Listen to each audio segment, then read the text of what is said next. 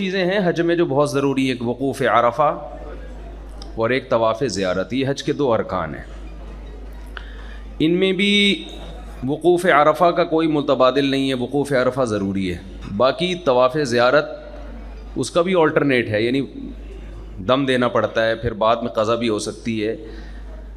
تو اس لیے زیادہ آپ نے ٹینشن نہیں لینی ہے کہ پتہ نہیں کیا کرنا پڑے گا ہمیں وہاں جا کے. تو جو جیسے جیسے سب کر رہے ہیں ویسے، ہم اکیلے تھوڑی کر رہے ہیں، 10 لاکھ لوگ حج کر رہے ہوں گے، تو جیسے وہ کر رہے ہیں ہم بھی ویسے ہی کر لیں گے. ٹھیک، زیادہ فوکس ہم نے 2 چیزوں پہ کرنا ہے. ایک تو حج کے فلسفے کو سمجھنا ہے کہ حج کا فلسفہ ہے کیا، یہ کیوں شیطانوں کو پتھر مارے جا رہے ہیں، کیوں بیت اللہ کے گرد گھوما جا رہا ہے. وہاں شیطان نہیں ہے، لوگ سمجھتے ہیں یہ سچی مچی کے شیطان کھڑے ہوئے ہیں یہاں پہ، یہ بڑا شیطان ہے، یہ درمیانہ ہے، یہ چھوٹا ہے. تو یہ بڑا والا وہ ہے جس نے ہم سے بڑے بڑے گناہ کروائے ہیں، درمیانہ وہ ہے جس نے چھوٹے موٹے گناہ کروائے ہیں، اور چھوٹا شیطان وہ ہے جو کبھی کبھار تھوڑے بہت جھوٹ بلوا دیتا ہے ہم سے. تو وہاں کوئی شیطان ہے نہیں، وہ تو ایک نشانی ہے. یہ وہ نشانیاں ہیں جہاں ابراہیم علیہ السلام کو شیطان بہکانے کے لیے آیا تھا، اور ابراہیم علیہ السلام نے سچی مچی کی کنکریاں اس وقت شیطان ہی کو ماری تھیں. اب جو ہم مار رہے ہیں تو شیطان نہیں ہے، وہ ہم نقل اتار رہے ہیں ان کی. تو حج کا فلسفہ ہے کیا، اس کو سمجھنا چاہیے. جب آپ اس کو سمجھیں گے تو انشاءاللہ حج کرنے میں لطف بھی آئے گا، مزہ بھی آئے گا، اور جو حج میں کرنے کے کام ہیں وہ کرنا انشاءاللہ ہمارے لیے آسان بھی ہوگا. دیکھیں، حج کا فلسفہ یہ ہے کہ دنیا میں اس وقت 2 قسم کے طبقات ہیں. ایک وہ جو خدا کے ماننے والے ہیں، اور ایک وہ جو خدا کو نہیں مانتے. لبرلزم، سیکولرزم آپ کو پتہ ہے دنیا میں بہت تیزی سے پھیل رہا ہے. اچھا، دنیا میں جتنے بھی مذاہب ہیں جو گاڈ کو مانتے ہیں، خدا کو مانتے ہیں کہ اس کائنات کا کوئی خالق ہے، کوئی کریٹر ہے، ان کا بھی ماننا نہ ماننا برابر ہے. اسلام کے علاوہ کی بات کر رہا ہوں. جیسے ہندو خدا کو مانتے ہیں، لیکن وہ ایسا مانتے ہیں کہ وہ کیا ماننا ہے، مندروں میں انہوں نے بت رکھے ہوئے ہیں. ایک ہندو نے اسلام قبول کیا انڈیا میں، تو ایک عالم نے مجھے بتایا کہ میں نے اس ہندو سے پوچھا کہ آپ نے اسلام کیوں قبول کیا.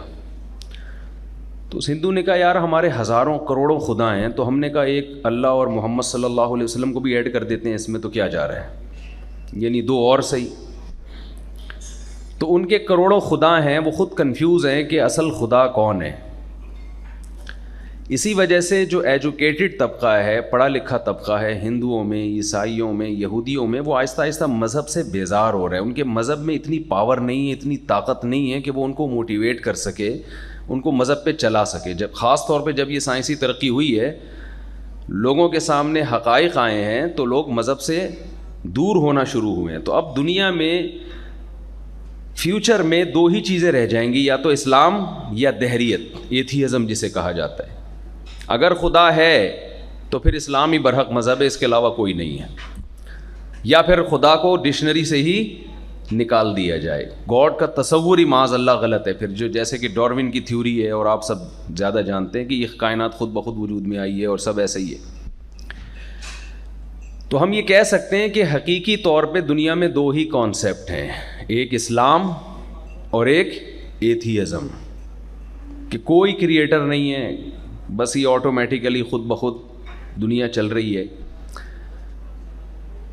تو ہمیں ایک طرف ہو جانا چاہیے، یا تو یہ دنیا خود بخود وجود میں آئی ہے. ڈاروین کی تھیوری کو آپ دوبارہ پڑھ لیں، ہم بندر سے انسان بنے. میں تھوڑا سا مزاح بھی میری عادت ہے کرنے کی، آپ ویسے بھی تھوڑا تھک گئے ہیں، کافی لمبی یہ جو پریزنٹیشن تھی، حضرت نے بہت ماشاءاللہ محنت کے ساتھ یہ سمجھائی ہے، تھوڑا سا آپ تھک بھی گئے ہوں گے نا. ڈاروین یہ کہتا تھا کہ جی بندر سے ہم انسان بنے ہیں. تو میں ڈاروین سے پوچھتا ہوں ہماری دم کہاں گئی؟ یا تو ہمیں دم چاہیے یا دم کے پیسے چاہیے. ٹھیک ہے نا، ڈاروین نے غائب کیا نا. تو یہ جو ایوولوشن ہے، ترقی ہوتے ہوتے یہ آٹومیٹیکلی جو اتنا خوبصورت انسان وجود میں آ گیا، یہ پاسبل نہیں ہے، عقلاً یہ ممکن نہیں ہے. ام خلقوا من غیر شیء ام هم الخالقون. دیکھیں، جب ہم حج کے احکام پڑھ رہے ہوتے ہیں نا، سن رہے ہوتے ہیں، کنکری مارنی ہے، پھر صفا مروہ میں دوڑنا ہے، ایک انسان کو یہ ہوتا ہے یہ کیا کس طرح کی عبادت ہے. کہ رمضان کا ایک کانسیپٹ سمجھ میں آتا ہے، ہم بھوکے پیاسے رہتے ہیں. اس سے ہمیں اپنی خواہشات پہ کنٹرول کرنے کی عادت پڑتی ہے. نماز ہم پڑھتے ہیں, اللہ کے سامنے رکوع کرتے ہیں, سجدہ کرتے ہیں.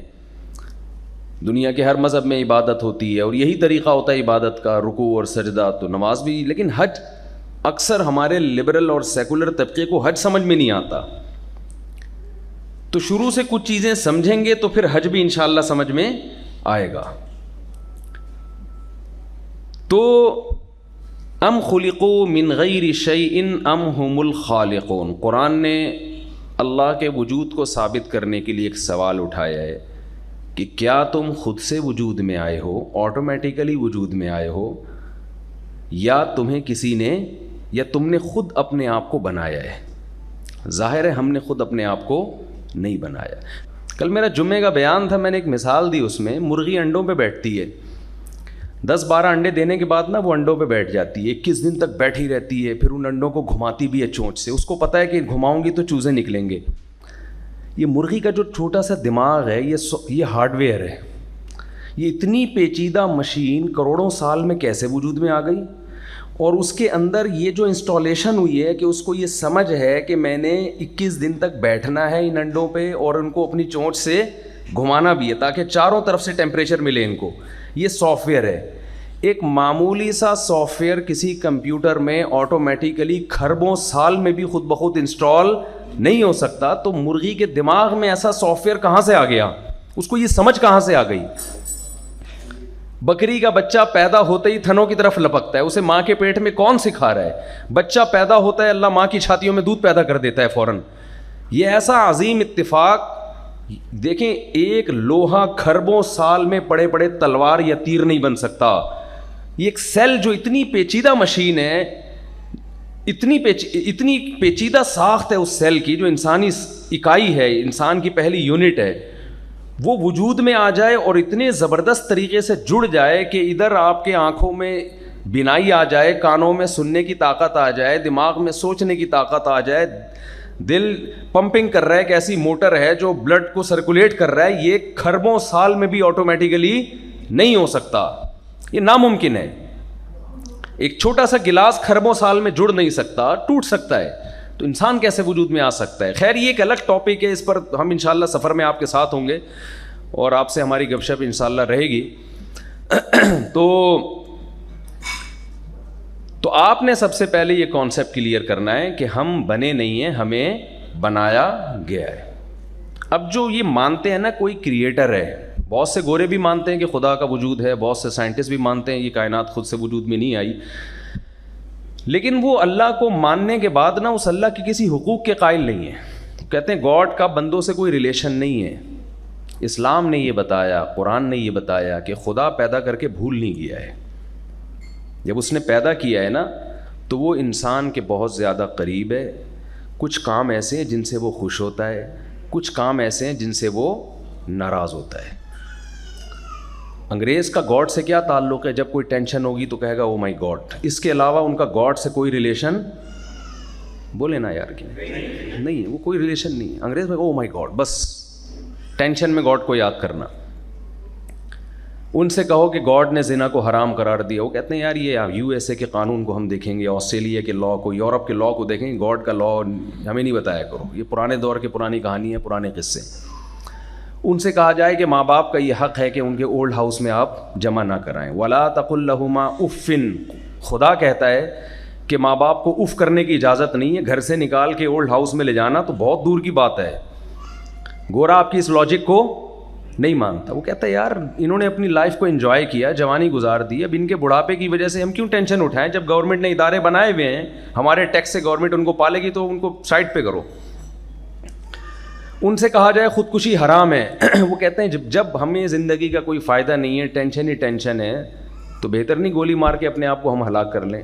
امریکہ میں ایک ڈاکٹر ہیں, ہمارے ریلیٹیو نے بتایا, ان کا نام ہی ڈاکٹر ڈیتھ ہے.